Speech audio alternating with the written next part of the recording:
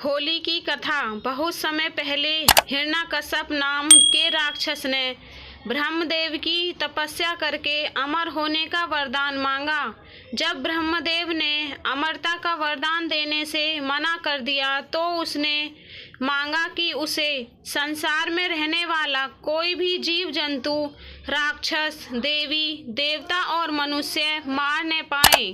साथ ही न वो दिन में मरे और न ही रात के समय, न तो पृथ्वी पर मरे और न ही आकाश में, न तो घर के अंदर और न ही बाहर, और न ही शस्त्र से मरे और न ही अस्त्र से।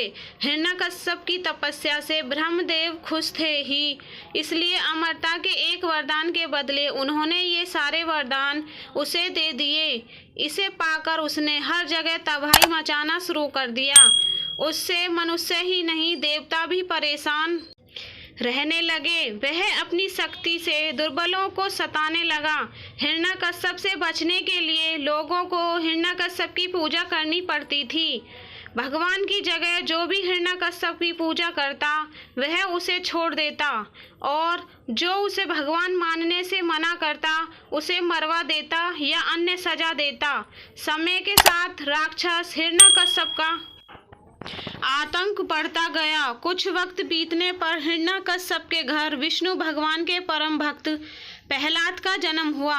हिरण्यकश्यप ने प्रहलाद को कई बार विष्णु भगवान की पूजा करने से मना किया और कहा, मैं ही भगवान हूँ, तुम मेरी आराधना करो। हर बार हिरण्यकश्यप की बात सुनकर प्रहलाद कहते, मेरे सिर्फ एक ही भगवान है और वो भगवान विष्णु हैं। प्रहलाद की बातें सुनकर हिरण्यकश्यप ने उन्हें मारने की कई कोशिश की, लेकिन वह सफल न हो पाया।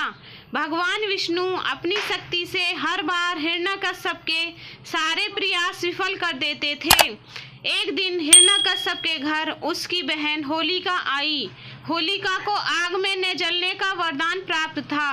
उसके भगवान पास एक कंबल था जिसे लपेटकर यदि वह आग में चली जाए तो आग उसे नहीं जला सकती थी। हिरण्यकश्यप को अपने बेटे से परेशान देखकर होलिका ने कहा, भैया मैं अपनी गोद में प्रहलाद को लेकर आग में बैठ जाऊंगी, जिससे वह जल जाएगा और आपकी परेशानी खत्म हो जाएगी।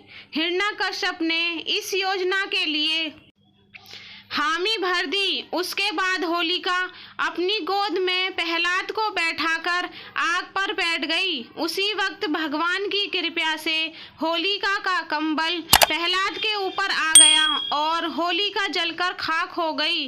प्रहलाद एक बार फिर प्रभु विष्णु की कृपा से बच गए।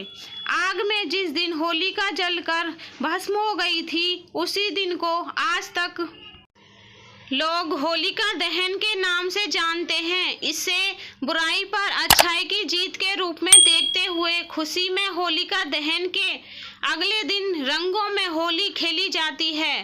कहानी से सीख, बुराई कितनी भी ताकतवर हो, एक दिन जीत अच्छाई की ही होती है। इसी वजह से हमेशा बुराई का मार्ग छोड़कर अच्छाई का मार्ग अपनाना चाहिए।